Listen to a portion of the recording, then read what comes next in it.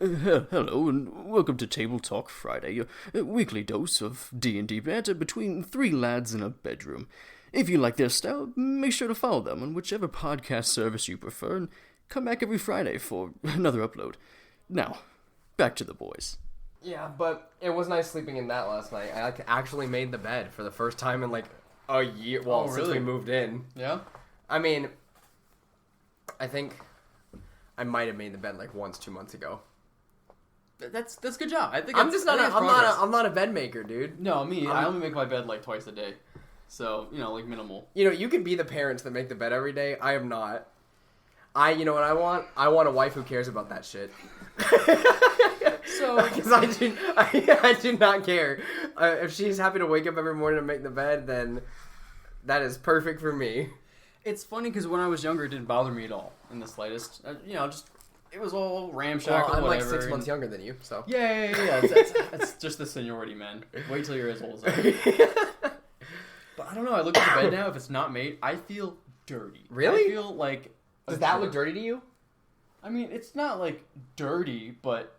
I mean, it could be made. It could be nice. Imagine walking into your room, everything's nice and clean. Who is that for? Bed's made. Who is that for? For me. It's now, for me. I have heard from different sources. I think sometime in high school and sometime in college, someone was like, the way you make your bed to start your day off right, it sets the tone for the rest of your day, right?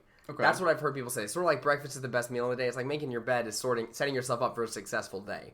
Now, I've heard people say that, and I'm like, that's so good for you. Mm-hmm. For me, who am I making my bed for? Me. So I'm only making my bed to come home and go, good job, Seth. Your bed looks nice. Give us a little pat on the back for it. Yeah, I pat myself on the back a couple of times. And I'm like, good job. I made the bed last week. Or I made the bed this morning before I went to work and came home. And now I'm going to mess it up again and do it again tomorrow morning. I don't even think it's a And also, since there's only one of me in this room, all I got to do is pull up those covers, throw them over top of me, and be like, I'm done. But I'm schlep. But you could put more work in for no reason. And realistically, I never use that comforter. I could take that blanket, put it on top, and then sleep on top of the comforter, and the bed's always made.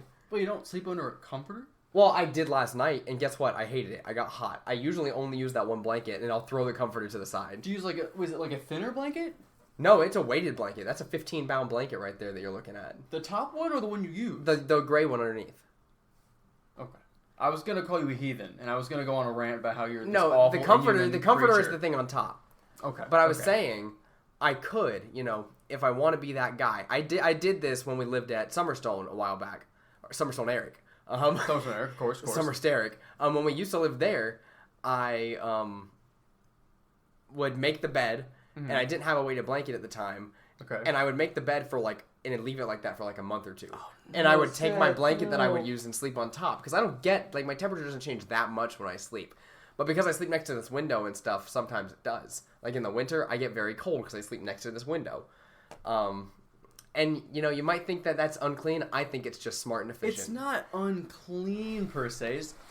And it goes back to the fact that I don't make my bed in the morning. It's not like I get up and, make my bed. Then what's the point? For me, I walk into the room and go, oh, that's messy. And I make it, and it takes me 20 seconds. I'm like, wow, I did that. Short-term results. I feel good now. Yeah. And then for the rest of the day, I feel like I accomplished something, even if I do absolutely nothing. I know what you mean, but the 1 to 2 minutes I would take making my bed 2 minutes making a bed, you just fling the blanket, and it goes. No. Not when you sleep like me. How do you sleep that you have to sit this comforter for 2 minutes? So there's some nights where I go to sleep and wake up in the same position, right? Okay. That is preferred. That's what I would prefer to happen every single night. Like a normal person. Yeah. There are some nights some mornings when I wake up and I am just cocooned in this fucking thing. I have turned over multiple times. I have grasped the blanket and no one exists here but me. And so I look at it and I go, oh, I really messed this up. So that method from before of sleeping on top of the comforter is well preferred because then I can't pull the comforter out from where it belongs. Okay, but even if you are super cocooned and you have everything just interwoven and it's all knotted, worst case, it adds an extra 10 to 20 seconds to the bed making process. So you pull it off, you straighten out, you give a little wave, like a little I gotta tuck it underneath. No, why are you tucking your blanket? Like What's that. The point You of see how I tucking have it? the comforter tucked in the What's corners? the point of tucking it? So That's it too doesn't fancy. come out. That's too fancy. You're That gonna way, use when it. Sleep You're Seth gonna tries use to it anyway. cocoon it, it doesn't happen. No. Yeah. Okay, to your point, the point you were making before about not making the bed at all, right? Yeah. Because it's just, you're going to mess it up anyway. Yeah. Why tuck the covers if you're just going to mess it up anyway? You don't have to go all the way fancy. See, but it makes it easier for me For to what? mess it up. For what? It makes it easier for me to mess it up. It's harder to mess it up. It's tucked underneath the mattress. If I leave it untucked, it's easier to mess up. Your logic is flawed. No. This is flawed. This is absolutely flawed. If I go to sleep with the comforter untucked, it's easier to mess up in my sleep. At least there's a little bit of resistance if I tuck it in the corners. Cue the intro. Cue the intro stuff right now. I'm not doing this Now anymore. listen, everybody. Welcome to Table Talk Friday. You may have noticed this week that there's only two voices that you're hearing, and that's not because Zach is in the bathroom. That is because Zach got the panderic. For multiple days. Yeah, for multiple days. He's gonna have to be sitting out for a little bit, and spoiler alert, I might have a little something going on too. That is undiagnosed. Now, we will not say the words of the panderic for monetization reasons, which we're not monetized, but what if this episode is monetized? You never know, might what blow if this up. is our most popular episode? Oh my gosh. And we started talking 6 minutes about Kick sheets. Zach out immediately. Oh, like, that's a good call. I'll Yeah. type with the message now, just in case. yeah, honestly, I think that whole sheets conversation would have been so much better if Zach was here, because then he could have taken my side. He would have taken your side. I wouldn't have liked it. I would have been all on my own. So we have decided this week we're just gonna be a little off the cuff, a little on the fly, and we're gonna do another story time episode. Both of us have brought a little something to the table. I think my story is gonna need a lot of help from Drew anyways, while his story is a more self-contained, something I wasn't even a part of, so I don't have a lot to say about it. Otherwise, I think both of us know these stories pretty good. I've heard the story many times. I could not recount it to you on my own right now, though. No, but as soon as we start talking about it, I feel like we'll both be able to intervene and just add some details. Yeah. Because I've heard the story you're about to go into. You lived it. I didn't really live it, but I talked to 9 different people for like 2 years about it. So I'm pretty savvy, at the story. Do you want me to give it a go on mine? Yeah, I think you would be good to start out because you're probably much more fluent in yours than I am.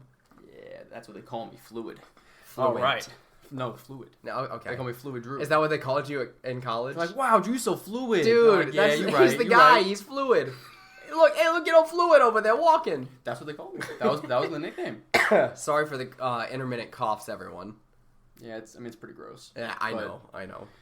Yeah, I guess I'll take it away then. My nice, sexy voice, not full of disease.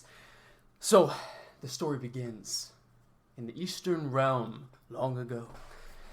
Just to give a little bit of backstory behind the epic dungeon crawl I'm about to dive into. I was running a campaign for 4 different players for about a year or two. It was on and off. It was more so when we had time. So it gets a little iffy. But to give a little backstory behind it, they all started with classic, a mission from the king. You know, the king, of course, he needs people to do his bidding, and the kingdom happened to be at war at the time. People were busy. They'd recently gotten attacked, so they didn't have the manpower and the warfare ability to go handle this new threat. And recently, one of the party members, the paladin, had bonded with the king. He was part of a ceremony, and the king sort of saved him from a group of bandits. So it gives a little bit of a personality. And we all know what happens with kings and paladins behind closed doors. Am I right, Game of Thrones Yeah, watchers? Yeah, a little divine smash, if you know what I mean. So they're friendly buddies, and the rest of the party all gathers and decides that they're going to take on the king's orders to stop these odd plans for some sort of creature that stirs in the south. So they begin traveling, and 30 sessions later, they find the cave that leads to none other than the dead king, who supposedly stirs underground for some apparent reason they haven't found out quite yet. They haven't got all the lore. So they enter this deep, dark, dank cave. As they begin to enter, there's a number of traps begin to light up that all react to their magical abilities and their lights, as a number of them don't have dark vision at this time. So as soon as they walk in, a number of these light missiles, magic missiles, firebolt types of cantrips and spells start flying at them, and they start taking immediate damage. They find out after a little bit that it's all magic reactive, so they stop casting all their magic. They kind of close their eyes, or because it's just dark anyway, so they start investigating the cave in the dark with no light. And as they're looking around, they find this odd sort of concave door at the end of the cave. And on it, they rolled a pretty reasonable investigation check. I think it was definitely above a 20. And looking at it, there was this very nice, ornate, carved elven man with a sword and a shield and a little bit of an inscription that said something along the lines of, "We've won and we've conquered," but it was in Elvish. And one member of the party did speak Elvish, but of course they weren't reading that door. So they're looking around the cave, looking at rocks and see if there's anything embedded in the walls. Why would you read the door? No, there's no reason to read the door. Honestly, I mean, just walk around. Big sign says "read door here," and you go, "Ooh, what's on the wall though?" Oh, let's walk around in the dark. Let's do this. So they end up looking at the door and they find those words. It actually took them a good bit. The solution to the door. 3 sessions. Yeah, three whole sessions trying to open this door. And so they find out that after reading the words out loud and not getting to work and trying to cast different spells into the door, trying to pry the door open multiple times, I might add, probably far more than they should have. The door was not opening. They end up saying the words in Elvish, and the door opens for them. So they go through this creepy, dark door, and on the other side, the ground sort of gives way from this stony, rocky path to it's kind of grainy and dirt and sandy. As they start walking through, their feet begin to sink into it just a tad bit. Not in the sense that it's, quicksand, but the ground isn't necessarily very sturdy. It's not very firm. So they start walking through this room, and they start to be very quiet. Because, again, it's very dark, and they start to cast their magic again to look around, assuming that there's no more traps in here, which they were correct, luckily. But they start walking through this strange room, and there's nothing really to look at. It's just these large, almost mountainous rocks, and this room sort of opens up into this cavern, cathedral-style height. So it's a bit creepy. And as they're walking around, they begin to hear some kind of rumbling. So they all stop moving. They begin making their stealth checks and looking around. They don't see anything, but they hear it. They hear this rumbling, and they don't know what it is. So they stop moving altogether. There's listening, making perception check after perception check, investigation. They can't figure out what's going on. And unfortunately, one of them decided they were going to walk into the middle of the room and start digging around in the sand, which, against creatures that have tremor sense, often doesn't work out very well. So they start digging and throwing the sand around, and the rumbling turns out to be 2 large metallic bullets. Hopefully I said that correctly. You did. Bullets the correct pronunciation. So they are these giant bullets. They're heavily armored, very steel, metallic looking, and they begin dodging and weaving into and out of the sand, basically taking bite grabs at these guys. They're trying to grapple them. They're using their actions to dig, as they have a massive dig speed. So after a few minutes of them just getting bit and losing actually some NPCs that were with them, they were rather unimportant. They had hired them to follow along, but they had like 10 hit points, and bullets kind of ate them. So they end up getting through there, and I'm fighting these bullets for a good period of time, getting some serious injuries in there. They actually did manage to take down the bullets. They started holding their actions for when the bullets would come up and then blasting them all at once. So they were able to take all the bullets down, surprisingly, which there was 2, which is quite a bit for a party of, I want to say it was around level 6 or 7. So that was a hefty, good fight, and they handled it pretty well. Yeah. So they finished fighting the bullets, and after they finished that, the magic door on the other side that they were not able to perceive as they were in the middle of combat opens magically, and they're able to proceed into the next room. In the next room, there was a massive, colossal-sized stone person, if you will. I called it a golem, but at the time it was really more of a statue as it hadn't moved yet. They walk in, they step up to the golem, it doesn't move, doesn't say anything. They're not sure what to do, so they start looking around the room. As they start making some reasonable investigation checks, they find a couple of these arcane sigils along the wall. They're like these purple, almost like enchanted runes And as the wizard in the group walks up to him and begins to touch one, the golem animates and steps down on one knee, towering over them. They feel the reverberations kind of traveling throughout the cavern, the sands kind of falling from the walls and the ceiling as it kind of leans down over them and says to them telepathically that, oh god, I can't remember the golem's voice, but basically what he says to them telepathically is that he's there guarding the body of this ancient king. And this king has been sealed away for a long period of time because he was a malevolent king, and he hurt the people of the lands. But they didn't want to destroy him, just in case they ever needed to get at some of his magics, or some of his intelligence abilities that he had, because he had great ability over the land and the people. So they held him there just in case anybody ever needed to magically speak with him, resurrect him, perhaps. But all of these rooms were a trial to allow the players to see if they were worthy of seeing this evil king. So as he's leaning down and telling them this, they're preparing for a fight. They start pulling out their weapons. They're getting, at the ready. But he explains to them that he's not the enemy and that they will have to fight him. He is the last step of this trial, but he seeks no ill will towards them. He does not wish to kill them, and he wishes them the best of luck in the fight that they're about to have, but he is bound by the arcane arts to challenge them in this fight. So they start fighting this golem, this crazy, crazy tall golem that in one big swoop of his action begins just cleaving at multiple players with his giant stone sword. And they're actually doing pretty well for a good bit. The encounter was designed so that the longer they fought him, the harder he got. And the reasoning for that was that they had to get the king's body out of the coffin that he was protecting. So they didn't actually have to defeat him. As a matter of fact, they most likely couldn't. I had it so that there was a certain number of points that they could deal to kill him, but it was unlikely that was going to happen. Right. So they had to use their brains to get through this. So they're fighting for a good bit. Did you have a damage threshold set on this enemy, or did you just kind of okay, you did? Absolutely. So I think it was before the first 100 hit points, he was a normal golem type of creature. Right. Where he got, 1, maybe 2 swings per turn. And like I said, he had the ability where he could kind of sweep. If there was a couple people within a short range, he could hit a couple of them. After they did 100 points of damage, he began to evolve, if you will.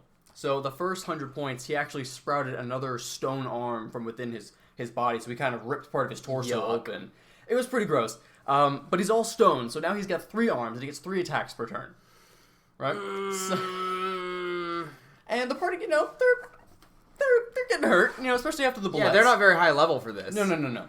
They're, I will say, though, for the level they were at, they were doing really, especially after the bullet fight. Yeah, and like the I'm magic confident. in the first room. I think your guys' characters in Avernus right now could have taken it easy at that level. Probably. Right? I would hope. Yeah, you guys are just quite powerful party, which is why you go through very powerful encounters. We have a very powerful fighter that we're able to buff and nerf. Yeah, that's true. And Oswin. And Oswin. And that sharpshooter shots are crazy. Right? No one did have sharpshooter in this party. Yeah. Which, that's great. Sharpshooter's a really, really good feat. We'll talk about that at some point. We should do an episode where we talk about feats. I think we definitely will. Like our favorite feats or ones that we don't see enough. Because I really like feet. Well, no. That's Broccoli Eric's thing. Oh, of course. We just exposed him. Well, that's why I didn't say his actual name, Patrick. Boy, I guess I'm diseased. So, they're still fighting this golem. That was 1 second. That was a joke. Patrick is not into feet. He'll be on the podcast eventually. We'll use him as a guest. Roll an insight check. I don't have a die. 10. I mean, it's hard to read. You're not sure. Might be a little twinkle in his eye. So, anyway, they're proceeding through this fight. And this is getting heavy. These guys have worked up 30 sessions to this. Basically, this is a single encounter right here. So, they continue to fight him. They continue to get their asses beat at this point. They're getting grappled. They're getting thrown around by this thing. They do not pass the second threshold. Because as they were fighting this thing and getting absolutely mollywopped, they found out, this is not working out. We need to do something else. And they remembered that first arcane sigil they found when they first entered the room. And they began going off for that. So they commanded the wizard, hey wizard, go start touching these things. Find them, touch them, lick them, whatever you gotta do. Do something with these runes, see if it'll do something. So they start making investigation checks as their actions to go find these runes. Woo! And it's intense because they're still getting beat on while they're doing this. They're taking attacks of opportunity, moving around the room, because there's actually one in each corner of the room at this point. So they're moving past him, taking these attacks of opportunity, getting grappled. They can't move to all the runes, but eventually, after a good bit of combat, they do end up finding all of them and activating them, which was the ability to turn them off with a code word that was inscribed within the runes. Mm-hmm. So the wizard was able to make some checks, get all that done, and as the last rune goes down, the golem looks down at all of them and says, "Congratulations," and begins to topple and fall and collapse into little bits. As they're cheering, they've gotten to the last part. This sarcophagus is now revealed on the other side of the cavern, showing this body they've been hunting for 30 sessions. So they go up to the coffin, knowing what's inside, and there's these arcane chains wrapped around the outside of it, keeping it sealed. And they agreed that, surprisingly, they were going to open it. And they were going to take the coffin, they were going to travel with it, and bring it back to the kingdom, to where it could be destroyed, secured, so that no one would die, basically. I mean, it saves them a lot of trouble. It would have. It would have. And frankly, I was surprised with the group for doing that. It seems like a great decision to me, to like, okay, let's not open it, let's take it back and have someone more qualified open it. Yeah, and that's what they did. That's definitely what they did. And the end. That's the end of the story. Yep, that's the whole end. I'm just saying that seems like a good idea to me, but you can go ahead and explain what you did next. I don't know why you're assuming anything else happened. Well, it's definitely not the tone of your voice and the look in your eyes. The look of pure murder and malice that I'm seeing right now. No. That couldn't be it. So, the good story. They take the coffin, they begin dragging it out, but after all these encounters, they're like, this has been a heck of an adventure. We gotta take a rest. So they take their long rest. And, surprisingly, after they beat the entire dungeon, I thought it was okay. They get a long rest. They've cleared it out at this point, so there's no dangers in this dungeon. This was it. This is the extent of it. The cave goes no further. So they take their long rest. And they wake up in the morning to some kind of shouting down the way of the cave. So the monk sneaks ahead, goes to the entrance of the cave, while the rest of them stay back. It was a shadow monk, by the way, so he's teleporting through the cave from like corner to corner, shadow to shadow. It was really cool. And he gets there, and he finds there's some sort of armored person fighting off a group of bandits over in the entrance. And he watches for a minute, just because they don't believe anybody this way. They don't know what's going on, and they have a very valuable artifact they need to get back. So he watches for a minute, and he finds out this armored person, they don't recognize them, but they are fighting a group of bandits known as the Hellhawks in my world, which are fire-based bandits. And they don't like the Hellhawks. They've run into them before, they've fought them, so he decides he's going to rush forward and help this individual. So he rushes forward, and he helps fight off the Hellhawks, and this armored individual is helping him and assisting them, working together, and they're able to kill off, I believe there was about 5 or 6 of them. And upon the completion of the encounter, the armored individual steps up to the monk and introduces themselves as Sovelus, which is a known cleric they've heard of in the area because they've been cursed previously and needed their help. So he says, "Hey, we've heard about you. We have this thing going on. What's going on? Why are you here? Because it's a little sketchy." The Sovelus introduces themselves and says that basically their god told them that they needed to come to this cave. They don't know why, but something instructed and guided them to this location. So he believes him, and he follows him on in, and he leads him to his friends and said, "This is the sarcophagus. Can you help us get it out of here?" Sovelus says, "Of course. I might as well. I mean, I'm here, so I need to do something, and clearly someone needs help. So my god has led me to something here." So Sovelus claims that he can cast a spell that will allow the sarcophagus to be opened, and he could destroy the contents so that the king could not be resurrected. Oh, good. So they say, problem solved. Great, perfect. They don't have to travel with a coffin across the world. Nope. There's no issues here. Mm-hmm. Great. So they stand guard, ready to go. The end, right? That's it. That's it. That's all. I'm just waiting for the end here. It seems like they've got it figured out. So they take up positions, defensive positions. They have cover. They're dug in. They're stealthy. They're holding their crossbows up with their weapons at the ready, waiting for anything, any sort of hellhawks, creatures, anything to come into this cave at this point. And they hear the arcane words being muttered and things drawn on the coffin as the chains shatter. The Sovelus is able to open it up and begins casting an additional spell to what they believe is destroying this evil king. And at the last possible moment, the ranger in the group looks over. And it does get destroyed. Yes. as it's destroyed, it for some reason begins to stand up in its coffin as the whispers begin to spread throughout the cave. These dark the soul sounds. And Savlas looks over with a wink. You see a green scar begin to appear across the eye as he teleports away, revealing that he is one of the BBEGs of the campaign at this point. So they're like, oh my gosh, we just got tricked. What's going to happen? And as the whispers begin to travel, they get into the boss fight of the dungeon, which is a very modified version of the Bodak, which is this fiendish, evil, demonic creature. Basically, the cool thing about them is they gaze at you, and if you don't avert your eyes, you make a save. If you fail it by so much, you just drop to 0 hit points. Mm-hmm. So they don't know that. So this fight goes on for probably a good 5 minutes. Multiple people begin to go down. His legendary actions are going off. He's spawning in these demonic chains that are wrapping and smacking the other party members. Everyone begins to go down. Healing spells are out. We're very limited on spells. People are limited on hit points at this point.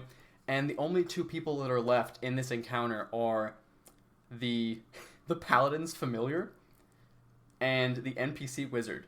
That's it. Every other party member is down.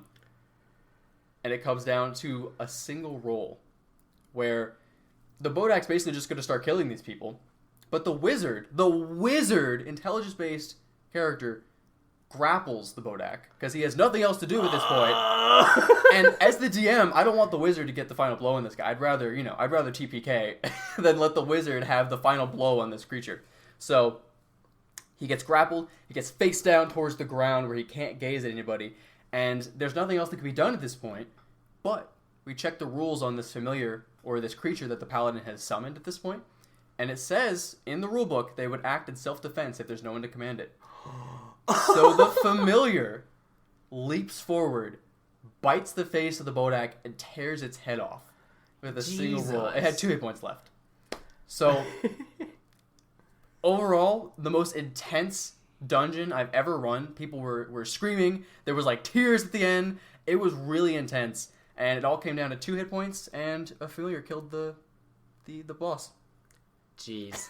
I've heard that story in bits and pieces, but never in its entirety. It was really intense in the moment, and I feel like when I tell the story, the emotions don't come across in everything that went on. But it was so much. I was so proud of the development that went up into this fight. It was. Oh, I don't think I've ever run a session that was that intense before.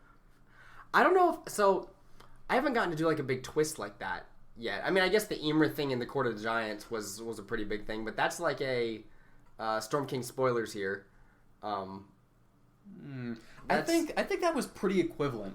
The thing was, we just didn't know about her. We kind of popped up and hello. Yeah, it's not like it was hinted at enough for you guys to really know. It was 2 or 3 times you had heard the name, you had heard Doom of the Desert, you had heard about her from her son's lairs. Whenever she popped up and talked to you guys for a second and then disappeared. That's true. But you hadn't gotten a lot of information at that point, and then everything clicked together at one time, which that was pretty nice. Which I will say, good job on that, because it's harder to get those true surprise moments where people just have no idea what's going on until it happens. It's difficult, especially with players that don't trust anybody or they just start murdering people on a whim.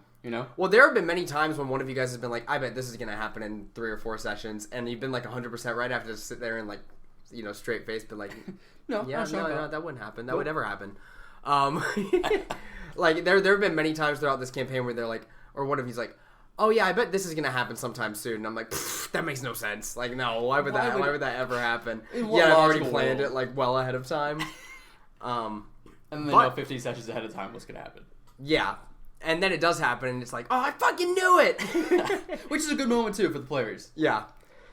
So, given our time frame, I have completely 180'd what story I want to tell. Oh, okay. I thought of a different one, and you're going to love the idea that I came up with while I was sitting here listening to you. Okay. I want to tell the story about the time I sold a dog for 500 gold. No! I don't want to hear the story. Guys, this is an awful story. Just exit out right now. Hit the back button. Back on out. I want to tell the story about the time I sold a Mastiff. A normal, very... their animals aren't that expensive in D&D. That one was. What? They're normally 50, right? It's normally 50 for a Mastiff, I believe. Yes. For a fully trained Mastiff. And I sold one that was not fully trained for 500 gold to none other than Broccoli Eric Patrick. Let me start you with a little bit of a warm-up. Oh, no. I have mentioned before how my players in Storm King's Thunder made their way somewhere within the Desrin Valley area in Forgotten Realms and were able to find Groodhog, the home of the Hill Giants. This is where they fought Chief Ga. They Eknon was revived for the one and only time. I believe that's the only time someone died. No, Not the we only had two time other someone players died, die. but one of the only time people got revived. Yeah, one of the only times someone got revived. Eknon was revivified in the middle of the fight. He got like absolutely focus fired by like a rabid hill giant. Yeah. Check out Volo's guide for those cool stat blocks. Those are awesome. Don't let a giant hit you 3 times in a row. Well, yeah, and the funny thing about these, the Mouths of Grolantor, I believe is what they're called. I replaced a lot of the enemies in Groodhog with different types of enemies. I wanted to make the encounters a little more flavorful and fun. So, Chief Ga had 2 Mouths of Grolantor in front of her. I hope I'm saying that right. Tied up in front of her, and then 2 hill giants behind them, ready to release them whenever she wished. They were more there for like sport, for fun, to like poke fun at, and then whenever they're needed, they're released in the direction where they're meant to fight. She bullied them. Yeah, she basically bullied them, and around the top of the scaffolding were tons and tons of goblins. I think about a dozen I had total. One group of 6, which Beryl, our bard, made friends with. He goes up there disguised, reveals himself to be none other than Beryl of Beryl and the Giant's Bane, who nobody knows yet, and wins over this group of 6 goblins who are supposed to be working for Chief Ga, but when he promises them a mansion, they cannot help but be ecstatic about it. In which case, he does not have a mansion. He doesn't. Beryl has nothing. Beryl literally has nothing, and he's like, but he did so good with roleplay, persuasion checks, and like talking to these guys. I mean, there's no way I couldn't let these guys like at least try to help in the encounter, right? No, of course. So we go through the entire encounter. I planned for these goblins to probably die in it or something like that, but I played them as they would, and whenever the encounter actually goes down, they're kicking ass, hitting a lot of arrows, and along with Beryl's help, everyone escapes at the end of the encounter. They burn down Groodhog, everybody flees and heads to the hills to get a good night of rest, as they're meant to. You know, a lot of the hill giants and orcs that were there end up fleeing off in separate directions, heading back to either their clans or finding a new home, now that Chief Ga is no longer in charge. So, with that, all the hill giants have scattered. They're no longer a problem in the Sword Coast. These goblins don't really have a home to go back to, so they stay with Beryl. And Beryl takes them in gladly, right under his Kenku wings. He gets all of their names, which was Bix, Vok, Bomb, Clammy Hands, Mixman, and Shill. And Shill was the best one. And Shill was great friends with Eknon, was not friends with anybody else. Clammy Hands and Mixman were the obvious favorites because of their names. And Bix was awesome as well because he was the sharpshooter. He hit one shot that Beryl told him to hit, and he was the sharpshooter for the rest of time. We never missed a shot. No, he never missed a shot. 100% accuracy rating. You take one shot and you land it. I mean, you're good to go. So, the 6 goblins, Beryl is actually training them in combat, which I gave them like a little bit of sidekick stats to go with. Some of them got different abilities and proficiencies and tools and such. So while Beryl's going through and training them, he decides, wow, these goblins are small enough to where they could actually have mounts. So whenever they would go to cities, the goblins were not allowed in. They were not like socially accepted quite yet in Forgotten Realms. And so I was having it to where a lot of the people in the towns would kind of like look at them weird. The guards would be like, whoa, whoa, whoa, you can't bring monsters in here. Nowadays, we allow all races to come into the fucking cities in Forgotten Realms because I kind of had it be like a growing thing that they actually helped with in Storm Kings, which was a lot of fun. And Beryl and the Giant's Bane are a large reason why full orcs and goblins were allowed into cities, which because they brought full orcs and goblins along with them and were like, no, they're with us. And of course, you can't tell heroes no. So what you're saying is, as a party, we single-handedly defeated racism. Exactly, it was great. So what a party! It was a great message throughout Storm Kings. Anyways, Beryl decides he wants to get his goblins mounts. And given that they're not typically allowed in cities, he doesn't go with anybody into the city, so he can't really go in and try to procure one from like a breeder or something. To which I wrote up a specific dog breeder that they would run into in a city whenever they decided to. That is not at all the path we ended up going down. When heading into a small farming village to resupply so they can go back out and camp, they just needed simple things like rations, some refills on weapons and arrows and such. Morwen and Daleth go into town together. And on the way in, Beryl stops Daleth, who is Patrick's character. He's a blue dragonborn wizard, and with all of his intelligence, he's the dumbest guy in the room. Not Patrick, Daleth. Anyways. Broccoli Eric, sorry. So, Beryl hands Daleth 500 gold and says, hey, if you happen to... Or was it 100? Did he just give him 100? I honestly don't remember. Think he actually gave him 100 and that Patrick continued on, like, later. We'll say 100. I'm pretty sure that's the correct amount.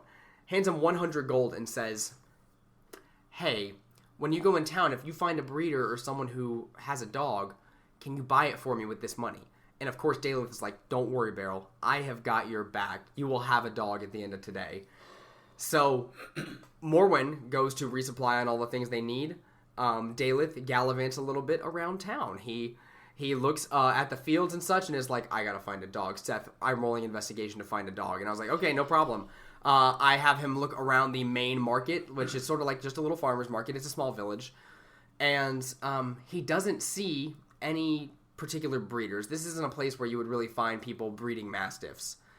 I'm feeling stressed, Seth. I'm feeling the stress of this moment coming back. That you would find them breeding mastiffs like another town or so over. I was going to have them do it when they continue traveling. Though in this little village, not going to happen. So Dela says, what about in the fields? And I'm like, oh, well, I mean, a couple of the farmers out in the fields working definitely have, dogs along with them, like hunting dogs and whatnot. And he goes, all right, I'm going to go to the nearest farmer and talk to them. And I say, okay. And so he walks up to the field and finds this old man farmer. I played him off as very much of an old man. And asks him, sir, how much for your dog? That's the first thing he says to this man. It's not anything like, hello, I am an adventurer and I would like to procure something that I need. It is, how much for your dog? And the farmer says back, oh, well, he's not for sale. He's been in the family for like 13 years. This is an old fart dog, like an old mastiff, on its last legs. Definitely not in his prime. Definitely not in his prime. Runs like half speed. Oh, no. And Daleth says, no, sir, I don't think you're getting me. Ka-ching, ka-ching, pulls out his like little coin purse, jingles it around. I'm willing to pay. And he goes, that's very nice. But he's been in the family for a whole generation at this point. For a whole generation at this point, this dog's been in the family, and I'll be damned if it doesn't die with the family. And he's like, how about 100 gold? He's like, no, like, I'm not going to sell you my dog for 100 gold. Okay, 200 gold. Why are you offering me 200 gold for a dog? Still no. Okay, and then he goes immediately from the 200 mark to 500 gold. And this guy goes, that's enough. He literally says, that's enough for me to actually like pick up my farm and relocate to Waterdeep so I can make a lot more money off of my farming. And Daleth says, I'll give you 500 gold for your dog. He looks at Daleth, looks at the coins, looks at the dog, does that a couple times in a row, and he says, deal. But let me say goodbye first. So he says goodbye to the dog, thanks it for everything it's done for him, gets his leash and everything, and just passes it over to Daleth. And Daleth pays 500 gold for this absolute shit dog. He could have bought 10 mastiffs. He could have bought 10 mastiffs for the price he spent on this one. And meanwhile, the whole party is trying to convince him not to. Eknon comes up to him and is like, Daleth, that's not a good idea. Why would you do that? Morwen is like, Daleth, we need to be spending our money on like more important things. You could buy a whole ring of protection with that much money. You could buy a cloak of protection, maybe even a cloak of elven kind, a +1 sword. Come on, we can spend that money on good things. And everyone's like arguing with him, and me, knowing Patrick as well as I do, was like, no guys, please let my friend Patrick do what he wants. No. And so he does it. He buys the dog for 500 gold and takes it back to Beryl. Now, he is prideful in doing this. He's very proud of himself. And when he brings the dog to Beryl, he goes, here you go. Hands him the leash, and Beryl's like, thanks. How much did it cost? And Daleth is like, I only paid 500 gold for it. And Beryl's like, what? You spent 500 gold on that? And he just starts flipping shit. To which he works with the Mastiff a little bit, trains the goblins on how to ride a Mastiff, so I gave them proficiency in riding on like mounted animals and stuff. For 500 gold, they better shoot lasers too. And it was not a good dog. They learned how to do this, taught the goblins how to ride it, and while the dog was obedient, it never got used. Not a single time did they really use the dogs in combat. It was basically like taking 500 gold, throwing it into a dragon's horde, and going, "Got you, boss," and then leaving. I'll be perfectly honest with you. While so as stressful as that was, and as memorable of an event as that was, I don't remember where that dog went. So yeah, let's get to the end of the dog's stories, okay? The dogs travel along with Beryl and the Giant's Bane for quite some time. They do end up buying, I believe, 1 or 2 more dogs from the breeder I had set up in the next town for very reasonable prices. For 50 gold apiece. Easy peasy. Good prime hunting dogs. So they had three Mastiffs total. Spent 600 gold total on all of them. So awful. They had 3 total, 1 500 gold, and then 2 50 gold Mastiffs. So 3 of the goblins could ride, and 3 could shoot from behind. Perfectly reasonable. They continue along on their quest, do all the stuff that we talked about in the first story time in Yartar. The Mastiffs are along for the ride the whole time. Beryl is feeding them. The goblins are taking care of them. And eventually, the whole party, after doing a long line of quests, make their way back to Nightstone, where the goblins are dropped off for their own safety, as many of them have been close to death at this point. And they are told to guard the gates along with everyone else. We heard the story back before where the party took down the 7 Snakes, a Zentarim group who took over Nightstone. After that mission, the goblins and the Mastiffs were left behind to protect the city as a makeshift guard. So Nightstone was protected by monsters from then on, which, along with what we said before, helped a lot in establishing them into society in the future. But yeah, the dogs lived happily ever after in Nightstone. Sad to say, the goblins did not live forever. Oh, spoiler alert, sad. I haven't got there yet. I'll round out the goblin story another time just to leave everyone hanging, but that's the time one of my players spent 500 gold on a dog. I hate it. I hate it so much. I can hear the jaws hitting the top of the table as he did that. I remember everybody being so mad, dude. Everyone's freaking out. I don't think it was his money. I think it was our money.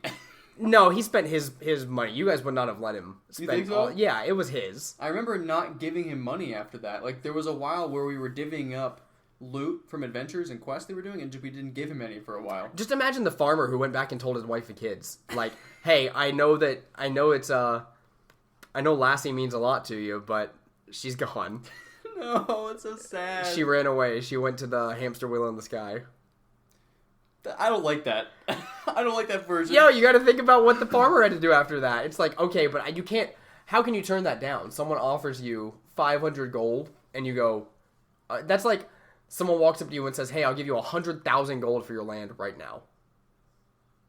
And it's like... Yeah. Okay, give me till tomorrow to get everything out. But will your land hug and snug you back at night when you want some loving? The dog on it won't. Oh. Thank you guys so much for listening to this episode of Table Talk Friday. We know you love Zach. It is disappointing that he's not here, but he will be back soon. We're going to try to do one next week because he'll still be in his apartment. He probably won't be able to come over. I didn't want to say the Q word. He'll be locked up. So he'll still probably be locked up next week. But we're going to try to go ahead and have him call in through Discord so we can all record some stuff together.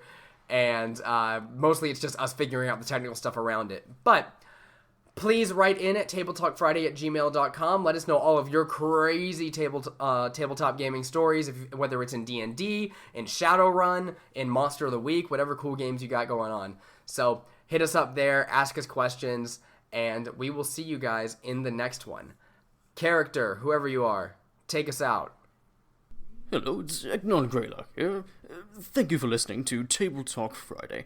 For more adventures, check us out at your favorite podcast service.